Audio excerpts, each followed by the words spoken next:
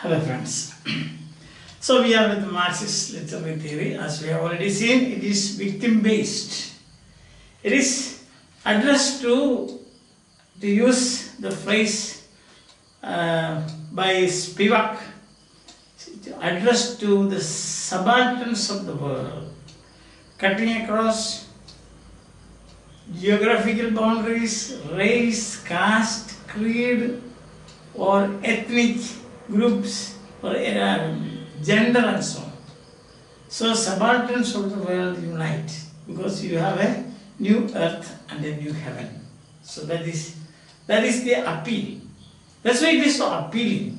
People thought that after the Berlin Wall, collapse of the Berlin Wall and Gorbachev's policies of what is famously known as perestroika and glasnost, communism has come to an end. But no, the academic circles, it has got a, what we, in one way you can say that a booster dose. Academic circles, yes, Marxism has got a booster dose. Because academics in departments, university departments and so on, people are now discussing this very much. You have got great Marxist critics like Frederick Jameson, Terry Eagleton, then George Lukács, such people, critics. They have come up with their own ideas and their own views, which we will see in the next class. Briefly, not the whole thing, because at this level only, we have to keep also this level. This is PhD level, not a research or a PhD level research thing. Okay. So then we see that it is not a literary theory for analyzing texts. That is, for example, like arts poetic, or Longinus, sublime, on the sublime, perihipsus, yes, or traditional individual talent, or profess to the lyrical ballads, or theory of imagination by Coleridge, and so on and so forth. That's not a literary theory to analyze texts, but it is an approach. It is an approach to read and understand texts. An approach to read and study the text by using or by keeping in your mind Marxist categories of thought.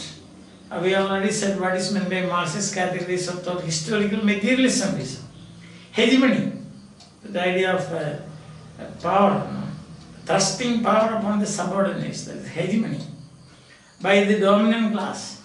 Then the clash between the bourgeoisie and the proletariat.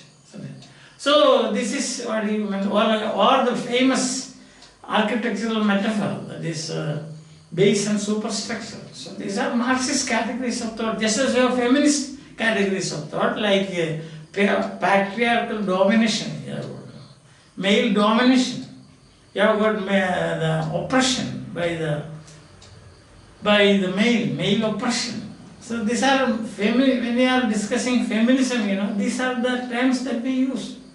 Or these are the categories, you can say, categories of thought associated with feminism.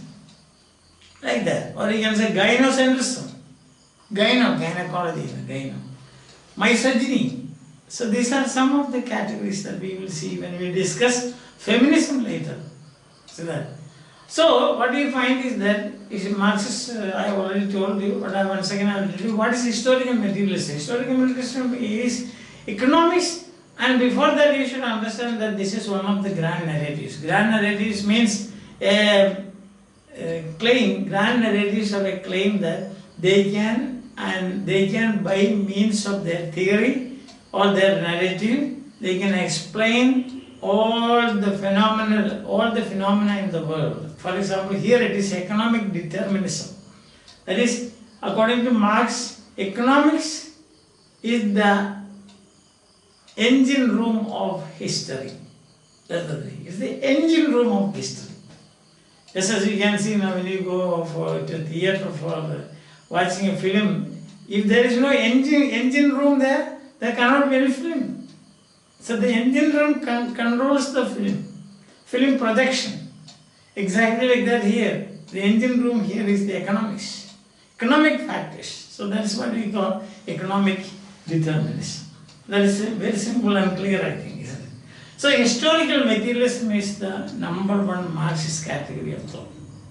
And what is that? That is, history, the changes in history does not take place in a linear order. But it is not because of the divine providence, divine interference, or that it is not created by humans like that. But change is by economic factors. That is economic reason. Changes, we find societies, different formations in different historical ages. For example, you have got feudalism. Feudalism changed from feudalism to capitalism. And then we have from capitalism to communism. And now you have got the global communism. So that this change is taking place. I told you the other day how Magna Carta. Then the whole thing you can see when new social formations, that is history, march of history. See, changes like this is march of history. Now these formations take place because of economics, or changes in history take place because, or happen because of economic reasons. That is historical materialism, simply put. Understand? Then another category of Marxist thought is dialectical materialism. That is thesis, antithesis, synthesis. Now here that is a working actually. The change, the tool we can say. The actual working of the history is dialectical materialism. And this concept we have seen as they have borrowed from Engels and Marx. They got this idea from Hegel. And what is thesis, the present, antithesis, the new one, and the synthesis is the new formation. Opposing factors just clash, and then a new form is created. This. And then we have seen that bourgeois, for example, in Marxist category, you can say bourgeoisie and capitalist. Or when you come to feminism, Marxist feminism, you will see men and women, men bourgeois, and women the proletariat.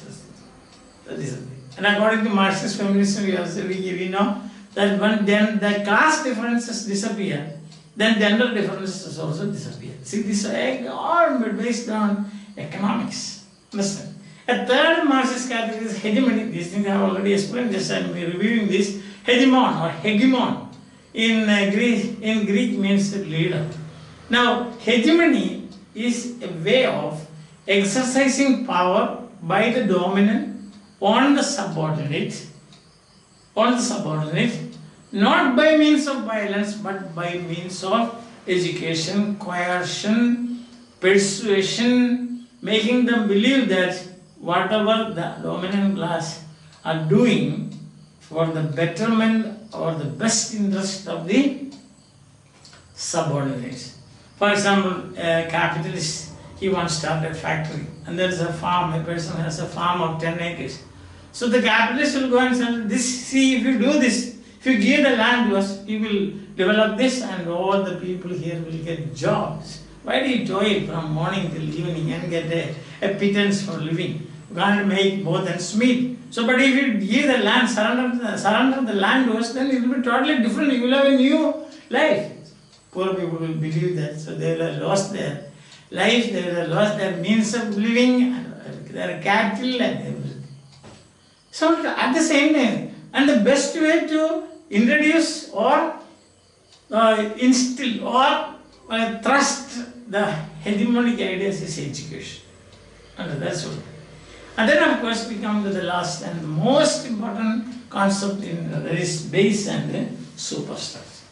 So base and superstructure is an architectural metaphor. What is base of a building means? Base. Base is the foundation. If you don't have the foundation, you cannot build the superstructure. Isn't it? You should have a firm foundation. Only on a foundation, we can build a superstructure. That is the walls, then the rooms, then there's one story after another and so on, then the terrace, then what, we don't know.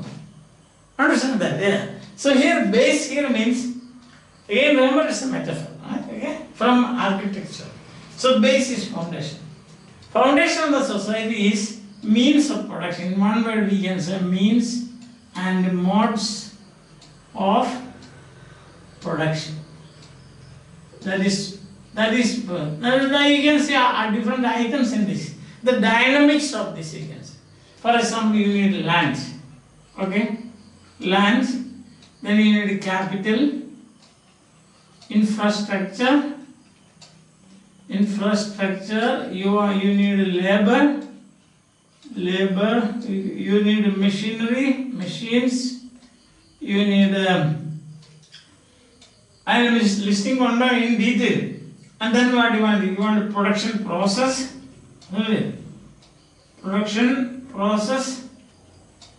and the production process you have got produced products, and when you have got products you have to market, and market is buying and selling, you get profit, and what will happen here? There is surplus value.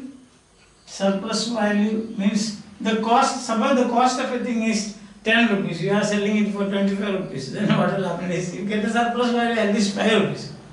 See the cost and all the infrastructure and things like that put together it may be 20 rupees. But then you get a surplus value, that is it. Then surplus profit, surplus value, investment, the surplus value, investment. See? Now, and if it is reinvested on the proletariat in the workforce, then it will be alright. But in the capitalists will never do that. We have already seen that. So this is the base. So everything that is related to production, everything that is related to economics, all the economic activities and related things you call base. Now what is the theory? What is the basic classical Marxist theory? That is, the base will, only on this base you can construct you can build the superstructure. And what is the superstructure? That is, you have all those things which do not have a direct connection with economics, we can call superstructure. For example, we can have literature. Okay, let's say literature, production of text, reading, interpretation, all those things. Education, philosophy, metaphysics. If you want about metaphysics. And then you have got entertainment, culture industry, entertainment, sports and games, physical activity, sports and games. Then you have religion, worship, different ways of worship, God concept, all these are connected with the religion. Anything else missing? See that all the things connected, not connected with the economics and means of production and modes of production. Modes of production, as you can see, the societies, for in feudalism, modes of production will be different. Capitalism, modes of production will be different. In an agriculture-based economics, then economy, the modes of production will be different. Like this. So that is modes of production means. Then you have got a machine, so if it is manual, if it is, these are modes means base. Modes of production, base of production. So what happens is, literature, education, philosophy, metaphysics, entertainment, sports and games, religion, worship, God concept and so on. For example, suppose you think you are a nomadic people, you are rearing sheep. Then your God concept will be a shepherd. Your God is a shepherd.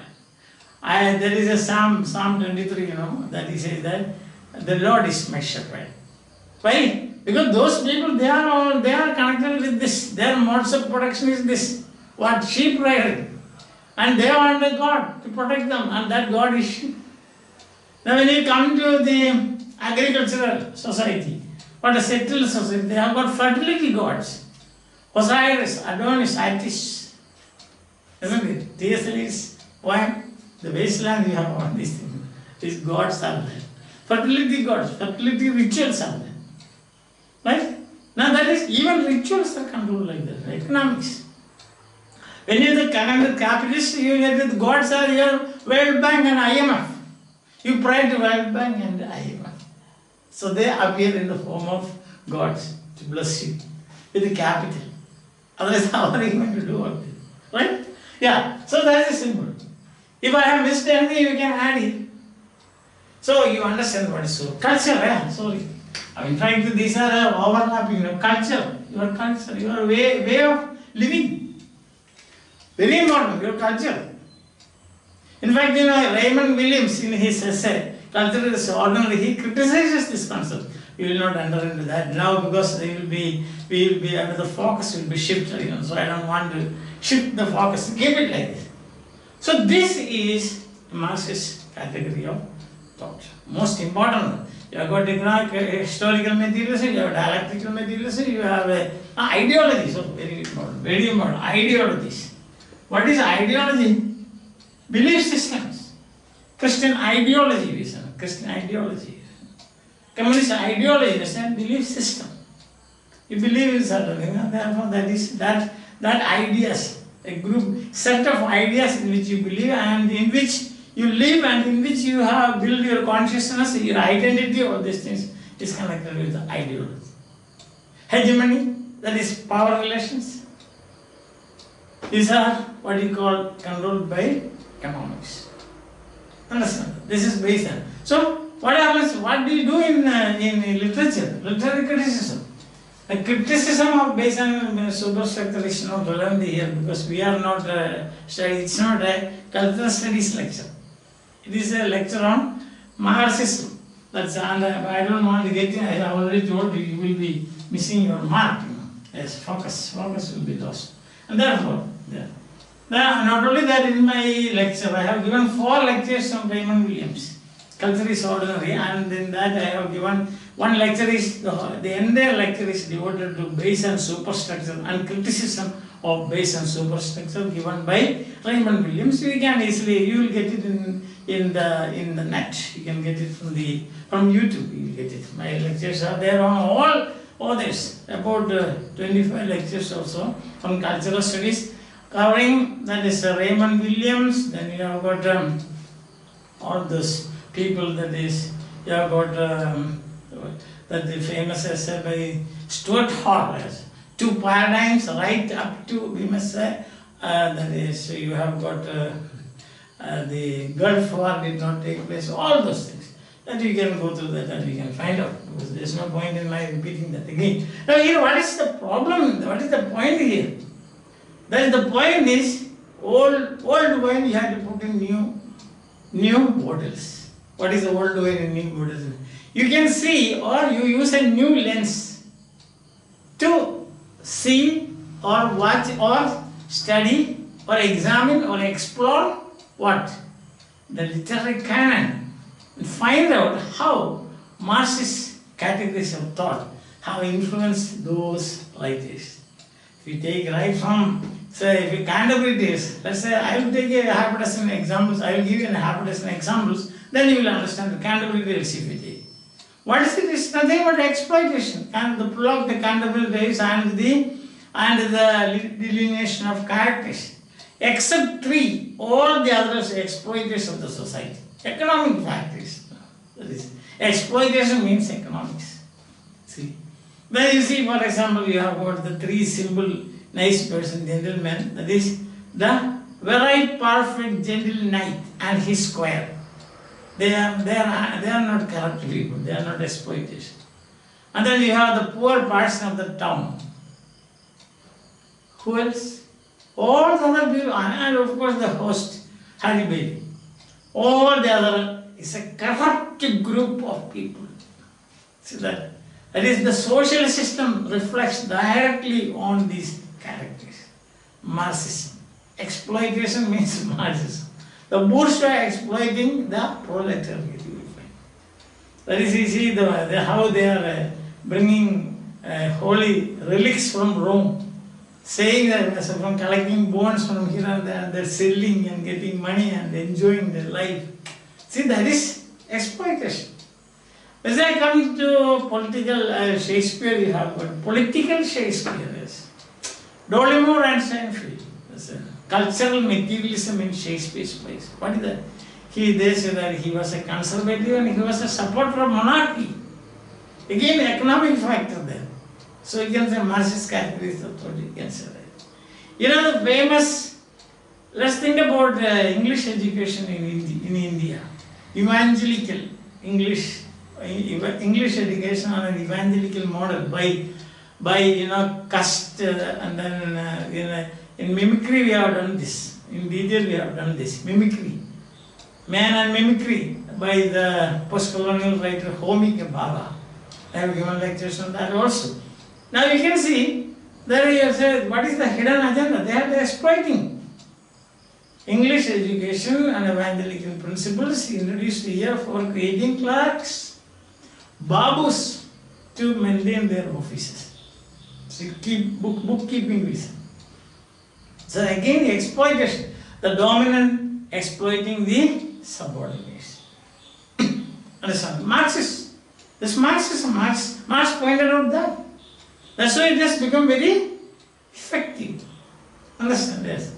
When you come see, there is another one hand. Frederick Jameson has said about Godfather of the film. He said, according to Frederick Jameson, Godfather of the film is the most dehumanized face of corporate capitalism in America. So thus, if you go to the films, you will see that one of them. 18th century English novel, what is it? Trusting the ideology of the dominant on the subordinates. Kind of hegemony. Understand? Trusting. That is upper class ideas. Upper class ideas they are injecting on the lower class. For the bourgeois and the proletariat. There you will find. And Terry Eagleton, another Marxist critic, he says that this Heathcliff in Wuthering Heights, he is a refugee. He is a product of the Irish potato famine. That's what he said. Think of that. So this is how you look at text. You make use of these Marxist categories of thought to read and analyze the text, to read and understand the text. Find hard times by Dickens, capitalism, industrialization, the very dirty face of industrialization, again economic factors. A tale of two cities, French Revolution, economic, the house and the have-nots, exploitation by the capitalists and you see religion, yes. Priests, the lords and the priests, they could not do anything so. If an innocent poem like Stopping Away Woods on a Snowy Evening, you can, if you want, you can interpret it like this. I don't want that you should do it, but according to me, if you want, you can say like this: that person who was riding the horse was a capitalist. He had not time to enjoy the woods filling with snow. Dark evening, beautiful sight. So he says, I have miles to go before I say. Exploitation. Miles of exploitation. Understand? And you can see the famous, as you have seen, the wasteland. Second World War is the immediate context of the wasteland. Second World War is economic reasons. Sorry, First World War, sorry, please. This poem was published in 1922. Sorry. Yeah. So then what happens is, it is First World War. See that? A deformed face of England. Isn't it? Chaos. Industrialization and broken human relationship. The typist and the landowner's clerk, small landowner's clerk. Commercial sex. The lament of the Thames maidens. All these show. April is the cruelest month. There is a reversal in nature.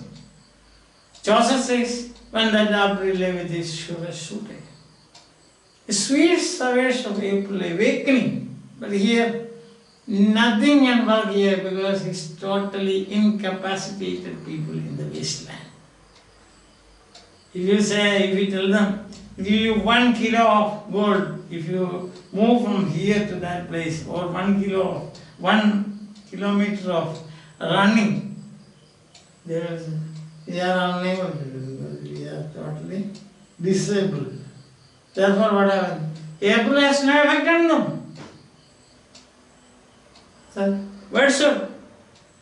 No time to stand and stay. The world is too much with us, getting and spending, industrialization, hobby. Novels are based on agriculture economy. And then,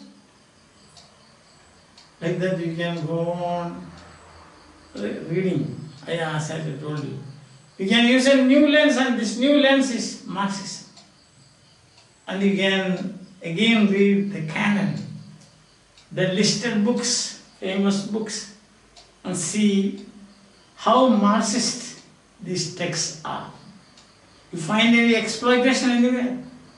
Do you find any support of the bourgeois?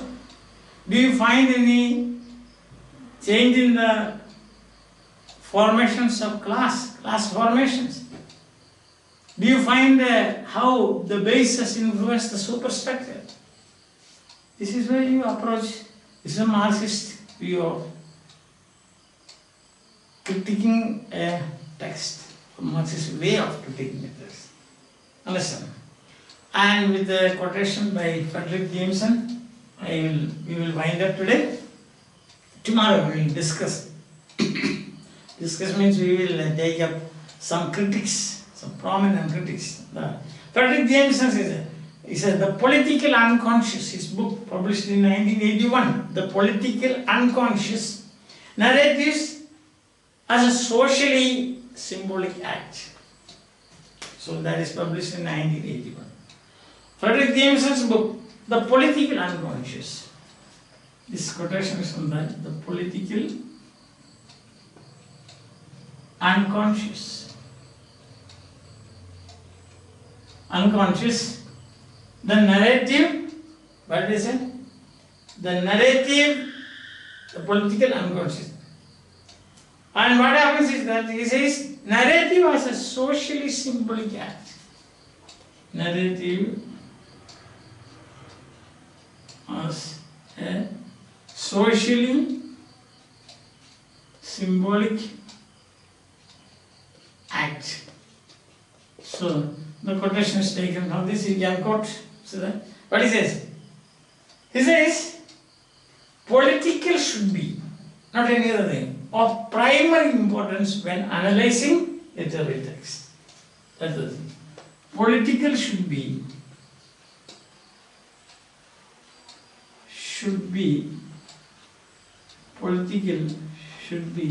of primary importance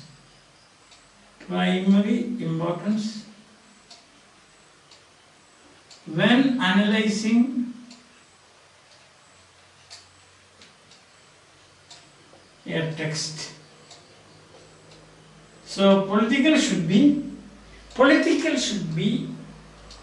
when analyzing a text, literary text, not any text but a literary text. So that should be the thing.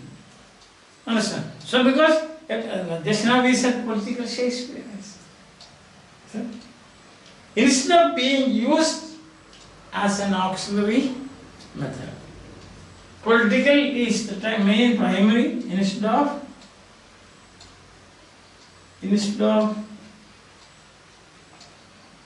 being used as an auxiliary method. So political is primary. This is not auxiliary method. Text creation and text interpretation. Text creation and text interpretation cannot take place in isolation. This is text creation and text interpretation interpretation cannot take place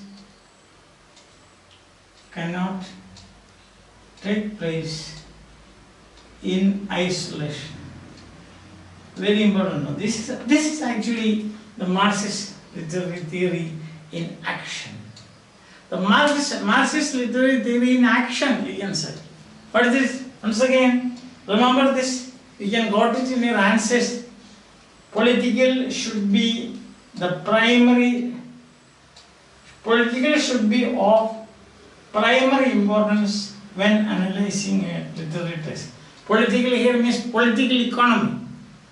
You cannot have politics in isolation. It has to be supported by or surrounded by or it has to be soaked in politics. There's no way out. So political should be of primary. Now look at that. You can also remember this book, the title of the book, The Political Unconscious Narrative as a Socially Symbolic Act, published in 1981. 1981, yes. By Frederick Jameson. Frederick Jameson.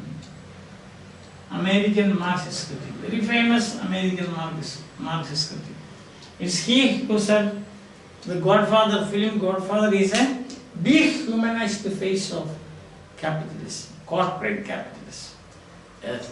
So then you can see. So political should be of primary importance when analyzing a literary text. So not character, not the plot, how the plot has been made, what are the embellishment given. The tragedy is an imitation of an action, isn't it? So it's imitation of an action, but the core, the unconscious, the political unconscious is there. You have to look at that. See, that's it. You should explore the text. Reread the text. Read it again and again to find out the political unconscious. See, the ideologies, for example. Yeah. So political should be the primary importance when analyzing a text instead of being used as an auxiliary method. Political should not be used as an auxiliary method of analyzing text, but political is the primary thing, not the secondary thing. And then he says, text creation and text interpretation cannot take place in isolation. Very famous. Very realistic he says. Text formation and text interpretation cannot take place in isolation. In a vacuum, you cannot create a text. You are culturally influenced. So, cultural materialism. It is cultural materialism. Materialism, when you think about materialism, don't think about matter. It's economics, materialism. Materialism means economics. Because economics is concerned with materialism. Historical materialism. Changes in history take place because of economic factors, simply put. Listen. So this quotation you can try to remember. If not the whole thing, at least the last one you can see. Text creation and text interpretation cannot take place in isolation. That's it simple. Text creation and text interpretation cannot take place in isolation. So my dear friends, this is the manifesto of Marxist theory of Marxist literary theory. The very manifesto of Marxist literary theory is text creation and text interpretation cannot take place in isolation. This is the second lecture on Marxist literary theory. Tomorrow we will conclude it, or the next class we will conclude it. We will just have a survey of some of the great Marxist literary critics, like as I already told you, George Lukács, the Hungarian. Then you have got the Louis Althusser, the Algerian-born French Marxist critic, Louis Althusser. You are familiar with these names. And then you have got American Frederick Jameson, and also the next in line is Terry Eagleton. So we will see what have they to say about Marxist literary criticism and approach to Marxist approach to text by using this tool. And also we will see what is one of the characteristics of, as you can see, ideology means propaganda. Some of this you will find they are propagandists, especially you will find in Soviet Union. The literature, that is during the time of Joseph Stalin, literature was propagandist, no doubt about that, because they wanted to they wanted to praise the Soviet action, Soviet heroes, the Soviet situation. They want to see, they want to tell the world that communism is flourishing here, but historically we know in 20 countries they experienced this, they experimented with Marxism or communism.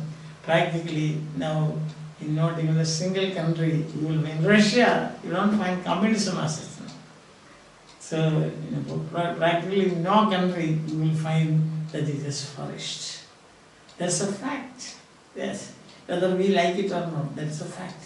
Because of its inherent complexities and contradictions. We are not going to enter into all those things, but you can see certain things are of course very clear. For example, exploitation, hegemony, the upper class thrusting their ideology on the lower class. That is hegemony. By persuasion, education and so on. Mandatory propaganda. Those things are historical materialism, correct? No doubt. Based on superstructure, okay. We will accept it for the time being. Till of course you read Raymond Williams. Okay? So tomorrow we will see again. Till then, bye. Have a nice time. Enjoy your life.